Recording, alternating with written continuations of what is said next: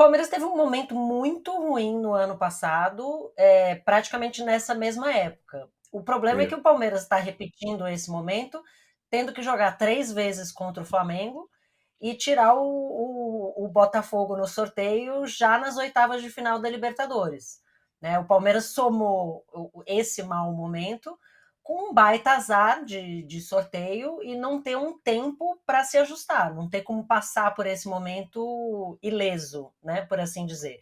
Então, o que eu vejo hoje, e o que ficou muito claro ontem, foi até o que eu escrevi na coluna depois do jogo, assim, há uma discrepância de momentos. Não é só uma discrepância de elenco, porque eu ainda acho o elenco do Flamengo melhor, né? Ou de ajustes técnicos ou de ajustes táticos, é uma discrepância de momentos. Então você pega o Palmeiras no seu pior momento do ano e o Flamengo talvez no seu melhor momento do ano, porque eu vou descontar o Campeonato Carioca, né, por conta do nível dos adversários.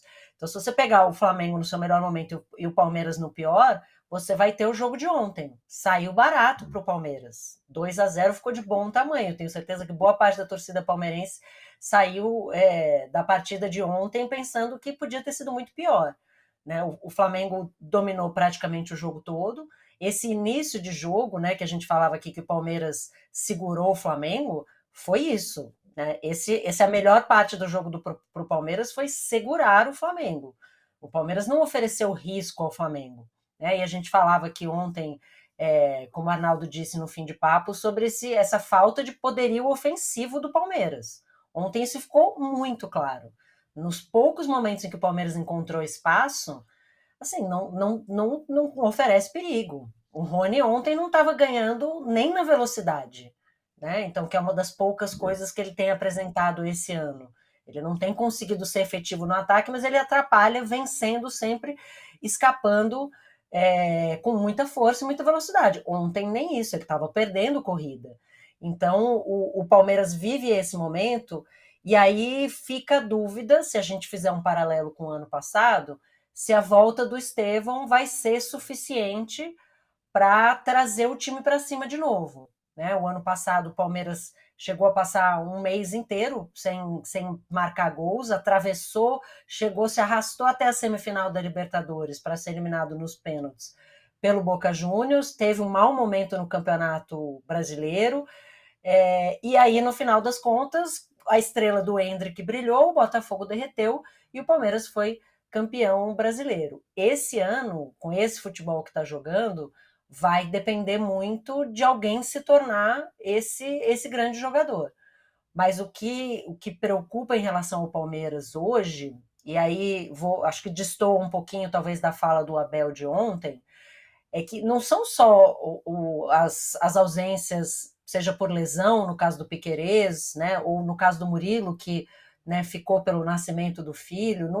O problema do Palmeiras ontem nem foi a lateral esquerda e nem foi o Vitor Reis, que tem sido um jogador muito consistente, que para 18 anos é maravilhoso. O problema do Palmeiras é que os seus grandes jogadores que estão em campo não estão bem. E não estão bem há algum tempo. Né? Não é só que tem ontem jogaram mal. Mas o Veiga não está bem, o Zé Rafael não está bem, Gustavo Gomes não está bem. Ontem cometeu um erro que levou ao segundo gol do Flamengo, né? Um erro de passe muito básico. Então, o Palmeiras hoje tem nos seus alicerces, nos jogadores de quem o Palmeiras depende, jogadores que estão mal, né? E que tem sido essa espinha dorsal do time, não estão segurando a onda. Então, chega o Felipe Anderson, que tem pouco tempo na equipe, joga de uma maneira que o Palmeiras não vem jogando ultimamente, então leva um tempo para se adaptar, acho normal. E o Palmeiras não tem como contar com esses jogadores de quem dependia tanto. Então, o que a gente viu no passado nesses times do Abel não era um Palmeiras que sobrava, mas era um Palmeiras que não errava e aproveitava as oportunidades que tinha. Hoje o Palmeiras não tem feito nenhuma das duas coisas. O Palmeiras erra muito, inclusive defensivamente, que era um dos pontos positivos dos times do Abel, e o Palmeiras, ofensivamente, tem muita dificuldade de aproveitar as poucas oportunidades que cria.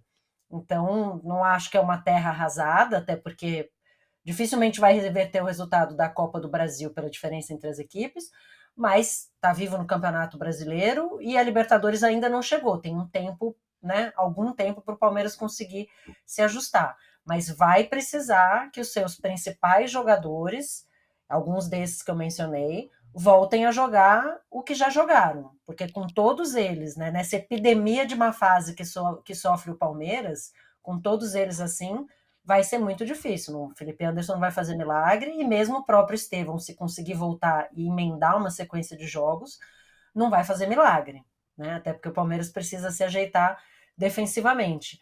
Então, por mais que certamente um Piquerez faça muita falta, e o próprio Murilo, o problema do Palmeiras para mim ontem foram jogadores que estavam em campo e que são titulares, e não aqueles que substituíram os ausentes. O Arnaldo, e do outro lado, parece o contrário, né? Os jogadores do Flamengo estão voltando a ficar uma boa fase. O De La Cruz jogou bem muito bem ontem. O Pedro nem se fala, faz gol em todo jogo, tal. E além dessa turma toda, vou falar de um outro cara que não está no campo, que é o Tite. Quando o Tite voltou, a gente falou: será que o Tite vai ser dominante como ele foi quando ele treinou o Corinthians e ganhou de todo mundo e não sei o quê? A gente falou: não, o cenário agora é outro, ele tem outros treinadores, tem o Abel, tem outros tal. No primeiro confronto muito importante entre eles, foi uma sova do Tite no Abel. O Tite é o orgulho brasileiro entre os treinadores, não é? De certa forma, esse ano tem algumas coisas diferentes, né? Tem técnicos brasileiros novos, tipo o Seabra do Cruzeiro, é uma boa surpresa. O Tite é uma certeza. O jogo de ontem lembrou, aliás, o primeiro confronto. Flamengo e Palmeiras ano passado pelo Brasileiro, quando o Flamengo ganhou de 3-0. Só que era uma circunstância tão diferente, né, Tironi? Ali, os dois disputavam ainda uma pequena chance de acompanhar o Botafogo. Tá? O Palmeiras perdeu 3-0, mas foi a única derrota naquela sequência e o Palmeiras ainda teve forças para se recuperar e ser campeão brasileiro. O que ocorreu dessa vez é que, de fato, a expectativa para esse jogo era muito grande, e com todo esse contexto que a Alicia descreveu, envolvendo os dois neste mês, os dois times nesse mês especificamente, e um confronto por uma Copa. Né? Aí, assim, se você resgatar só o confronto Abel e Tite, que era um confronto muito esperado desde que o Tite voltou a ser técnico de clube, e convenhamos, né, Tironi? Ele voltou a ser técnico de clube, ele escolheu o Flamengo, ele não quis dirigir o Corinthians, por exemplo, né? Ele volta a ser técnico de clube no elenco mais poderoso do país. Acho que combinam as coisas, né? Depois de 2 Copas, a frustração de não ter um convite importante da Europa, e ele vem treinar o Flamengo. Está acontecendo, de certa forma, não a mesma coisa, mas aconteceu com o Gadiardo também, né? É o grande técnico argentino, não conseguiu um grande clube, bateu na Arábia, agora, mas ele voltou para o clube dele, para o River. O Tite não voltou para o clube dele, entre aspas, ele voltou para um time em que ele tinha um principal desafio, que é adequar a expectativa da torcida quando o Flamengo e o flamenguista, o rubro-negro, entende o futebol de uma forma, as características do futebol que ele tanto defende. Uma coisa mais pragmática, mais tática. Isso demorou um certo tempo a ser equalizado, né, Tironi? Se a gente voltar um pouquinho no tempo, nesse mesmo campeonato, nessa mesma temporada, no jogo contra o Corinthians pelo Brasileiro, o Tite foi xingado, o Gerson foi xingado, a torcida do Flamengo fez protestos na frente do centro de treinamento, muito por conta de uma incompatibilidade, digamos, de DNA, né, entre o DNA do Tite e o DNA do Flamengo. Hoje eu já vejo uma coisa, não sei se vocês concordam, harmônica. Né? Ele encontrou uma forma de aproveitar os melhores jogadores, e aí tem um asterisco importante. Bruno Henrique e Gabigol são reservas do time dele, né? E ninguém fala muita coisa sobre isso. E sem contrariar a veia competitiva que ele sempre teve. A tal da baliza zero que o Abel sempre fala e escreve no livro, o Tite sempre foi um defensor da baliza zero. E baliza zero, se você tem baliza zero e um time talentoso, você está muito próximo das conquistas. É o que está acontecendo. Né? A liderança no Brasileiro, encaminhando a classificação na Copa do Brasil. Ainda tem o jogo de volta, mas a vitória foi muito importante. E é muito favorito contra o Bolívar, né? Mesmo fazendo a segunda partida em La Paz. Hoje eu vejo uma harmonia entre Flamengo e Tite. E vejo, sim, um certo resgate, de um desgaste muito grande de um treinador que perde 2 Copas, né? Isso não é qualquer coisa. A gente lembra do Tele Santana, que foi o cara que perdeu 2 Copas seguidas e voltou ao Brasil com uma peste de pé frio colada na testa, e só foi tirar isso depois que conquistou o primeiro título pelo São Paulo lá, 5 anos depois da derrota na Copa de 86. O Tite reconquistando espaço num mercado muito dominado por estrangeiros, muito por conta do Abel e também pelo Jorge Jesus, que treinava o Flamengo num outro estilo.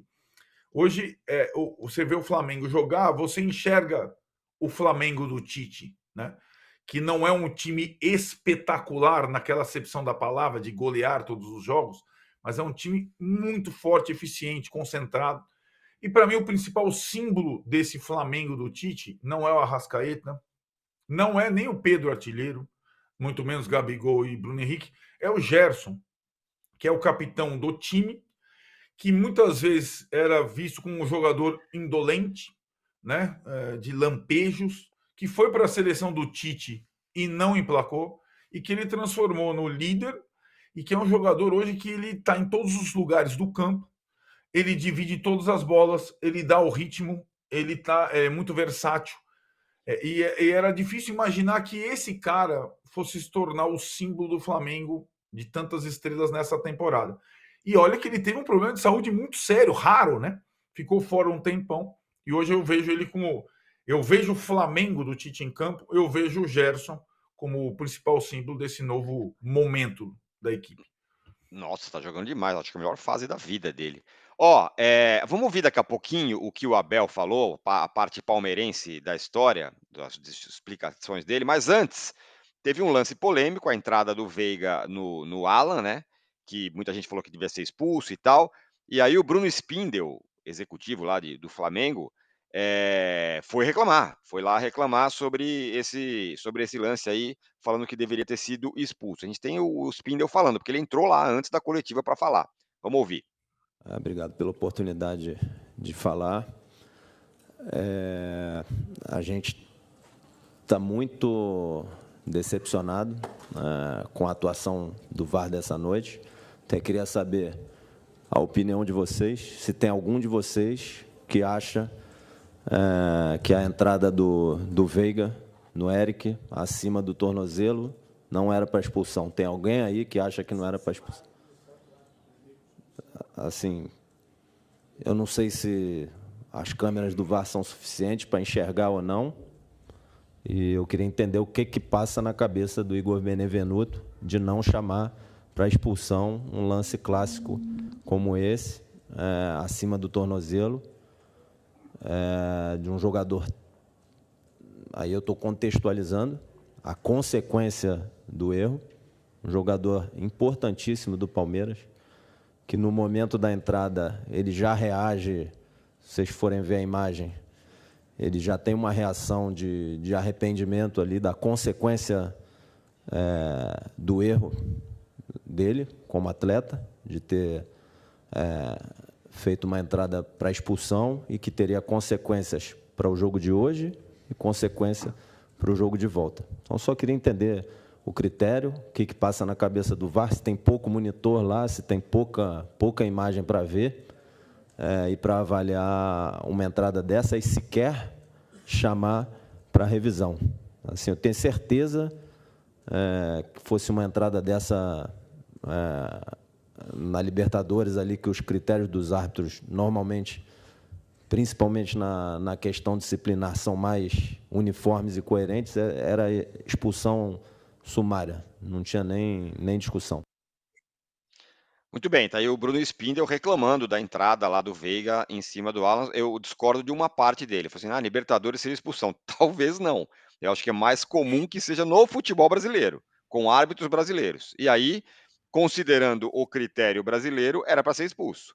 Mas na Libertadores não é assim, não. Tem muita entrada assim que é amarelo. É que no Brasil, a entrada assim é vermelho. Outro dia, no São Paulo, no jogo do São Paulo contra o Atlético Mineiro, o Alan Franco foi expulso por uma entrada mais ou menos parecida, e aí assim tem. Todo jogo tem uma entrada dessa, ou muitos jogos tem, e normalmente se expulsa no Brasil. Mas na Libertadores não é o padrão. Mas, seguindo o padrão brasileiro, eu entendo que era para ser expulso. E vocês, Pois Alice? é, eu também, eu achei o Spindle muito otimista em relação à Libertadores, né, em relação à arbitragem da Libertadores. Mas acho que é um lance que no mínimo precisava ter sido avaliado pelo VAR, e é um outro lance que entra no meu comentário anterior em relação aos principais jogadores do Palmeiras. O Veiga ontem foi um cara que não só não ajudou a equipe, como atrapalhou em diversos momentos e poderia ter sido expulso, né, por um lance ali temerário, ele podia ter deixado o Palmeiras com 10 em campo e aí ia ser um atropelo, né? Ia ser um atropelo. Então, acho que entendo o Spindle reclamar, faz parte do esporte aqui no Brasil, a reclamação de arbitragem. Estamos aí, inclusive, treinando muito, né? Esse nosso hábito, inclusive durante os Jogos Olímpicos, que é para não perder o hábito. Mas eu queria pontuar em relação ao Flamengo, né? Essa história de ganhou, mas jogou mal. Eu sempre acho curiosa essa afirmação, porque assim, não é uma coisa ruim, né? Se você consegue ganhar jogando mal, que bom, imagina quando jogar bem, né? Então a preocupação para mim é sempre assim, não, jogou mal e perdeu. Ah, então tá bom, então tá alguma coisa errada, vai precisar jogar bem para conseguir vencer. O Flamengo não estava precisando jogar bem para vencer, e o Flamengo teve aí todas as questões, as suas ausências causadas pela Copa América. Então, é um time que, organizado, ele é um time titular mais forte e ele é, hoje no Brasil, o time que tem as melhores alternativas no banco de reservas, né? Como o Arnaldo bem pontuou, é um time que pode se dar o luxo de ter Bruno Henrique e Gabigol na reserva, que seriam titulares em praticamente qualquer clube hoje no Brasil. Então, o Flamengo hoje tem esse encaixe do Tite. Vai ganhar tudo? Não dá para dizer, porque o Flamengo também oscila, né? Teve esse momento ali na reta final da Copa América, em que empatou com o Cuiabá em casa, né? Venceu jogando mal, e todo que gera esse questionamento em relação ao Tite, porque não basta vencer, tem que vencer e amassar. Mas foi o que o Flamengo conseguiu fazer hoje com o seu principal adversário dos últimos anos, que é o Palmeiras.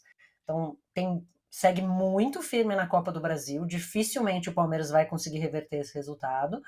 E o Flamengo tem um adversário na Libertadores que é difícil pelo fator altitude, é um time arrumadinho e parará, mas que foi amassado pelo Flamengo no Maracanã, foi amassado pelo Palmeiras no Allianz Parque no ano passado, né? Quando desceu da altitude, sofreu bastante. Então, o Flamengo tem aí, pelo menos nas oitavas de final, uma vida um pouco mais tranquila. E a partir do momento que construiu uma gordura no Campeonato Brasileiro, vai ser difícil pegar. Vai ser difícil pegar. Um Palmeiras eliminado de tudo e focado no brasileiro pode pegar o Flamengo no Brasileirão, né? Na Copa do Brasil e na Libertadores, e focar num só? Pode, né? Palmeiras, no Campeonato Brasileiro do ano passado, provou que só vai até a última rodada sem desistir. Mas vai precisar jogar melhor, e é muito difícil jogar melhor do que esse time do Flamengo encaixado. Né? Porque o Gerson, ele não estava fazendo toda essa diferença porque ele não estava vivendo um bom momento, mas o Gerson no topo, Dela Cruz no topo, Arrascaeta no topo, né? Inclusive bem fisicamente, é um time muito difícil de bater. E aí entra aquela coisa, né? Quando o momento é bom, até o que dá ruim, até o que é ruim dá bom, né? Cebolinha sai no começo do jogo, Luiz Araújo entra por um lado que não é o forte dele e decide o jogo. O jogo é decidido pela entrada do Luiz Araújo, justamente ali pela esquerda. Então, é um momento em que tudo, né, tende a dar certo e vai gerando ânimo, né, gente? A gente fala muito, essa expressão nova que a gente gosta de usar, né, o estado anímico dos jogadores. O do Palmeiras está numa descendente muito grande. O Palmeiras é um time sem energia e sem tesão dentro de campo. E o Flamengo não. E o Flamengo agora tem ainda mais combustível para seguir dessa forma depois da atuação de ontem, né? Porque não só venceu jogando bem, venceu tranquilo dentro de casa, como venceu mostrando muita superioridade em relação a um adversário que é um dos seus principais concorrentes em todas as competições.